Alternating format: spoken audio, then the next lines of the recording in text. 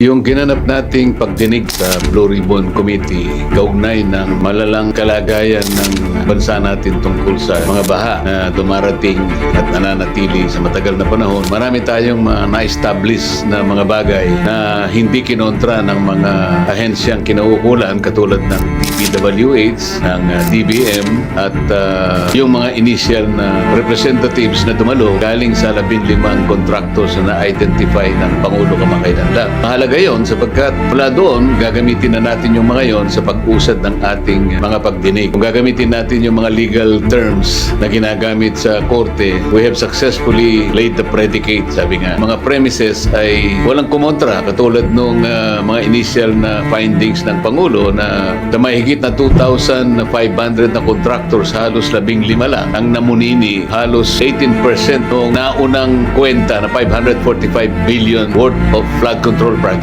Although kalaunan, na-clarify yun, hindi lang yun ang talagang amount, kung hindi about 1.2 trillion sapagkat yung binanggit na datos ng Pangulo na 545, yun ay from 2022 hanggang 2024 lang. Kapag sinama mo yung 2025, aabot yan ng 1.2 trillion pesos. Ngayon, dahil nga sa laki ng nagagastos natin at wala namang nangyayari dyan sa pagkontrol ng baha, talagang nakakabahala na kinakailangan nating sabihin sa kanila that we have to get to the bottom of this. Literally, sabi ko nga, isisirin natin kung yun ang kinakailangan. Makuha lang natin ang katotohanan. Unti-unting lumitaw pagkat karoon ng pag-amin kanina na talagang merong mga ghost projects. At nakita ninyo, umamin ang ating DPWH, siguro sa kanilang initial na pag-iimbestiga rin, lalong-lalo na sa parte ng Bulacan, inamin niya na may mga multong proyekto at na sa lalong madaling panahon ay isusumiti niya sa atin yung mga pangalan ng contractors, sino yung mga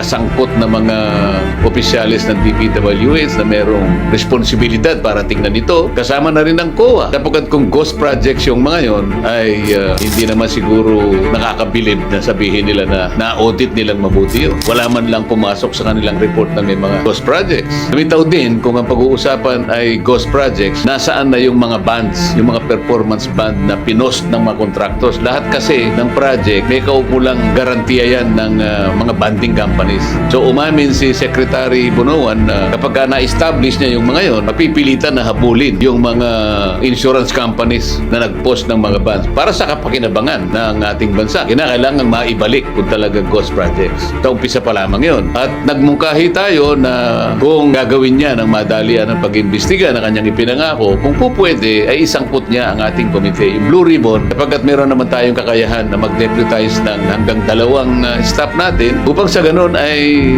meron tayong participation. Ang pangako nga pa nga niya, kasi wala naman tayong backhoe dahil ang paraan na gusto ng chairman ay tingnan natin physically. Kung yan ay may mga multo, ay kinakailangan nating gibayin ang porsyon ng kanilang mga nicho para makita natin ang mga buto. Pagpapatunay na talagang merong pagkakasala. Pumayag naman siya. Kaya tingin ko, pagka ganun ang ginawa natin sapagkat may kakayahan naman ang ating komite na magpadala talaga ng representatives at tukuyin by random ito kahit random lang sapagkat napakarami niya. Isang section ng isang embankment halimbawa o revetment at kapag yan ay kinayod ng backhoe, lilitaw at lilitaw yan. Yan po yung mga initial na gagawin natin patungo dun sa pagkuha po natin ng katotohanan. Ito lamang po ang paraan para sa ganun ay matakot naman ang mga gumagawa nito sapagkat talaga pong nasasalaula ang pera ng bayan, nasasalanta ang kabuhayan at pati buhay ng ating mga kababayan ay nanganganib. Marami pa po tayong bubusisiin dito. Pinag-uusapan po yung kung paano na po procure ang project, kung paano pinahihiram ang mga lisensya, kung paano nagkakaroon ng sabwatan.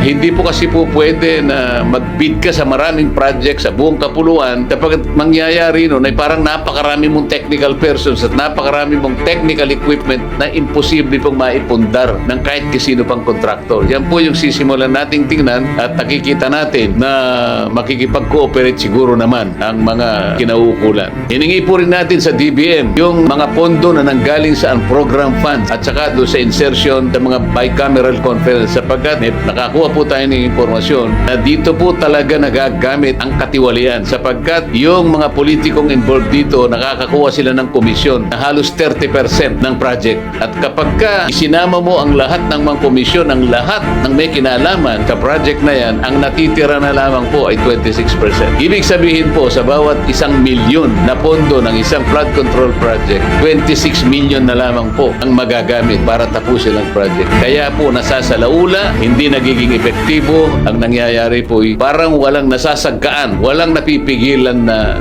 baha kung hindi tuloy-tuloy po ang baha na kagaya po ng inyong nasasaksihan sa ating panahon. Maasa po kami na pagtitiyagaan po ninyo na sundan ang ating mga ginagawang pagdinig. Para sa ganun po ay makatulong naman kayo na maging vigilant kayo sapagkat nasa inyo po lahat ang buhay ng ating ginagawa. Salamat po sa inyong pagtitiyaga. Sana po ay lalo kayong magkaroon ng interes para proteksyonan ang ating bansa.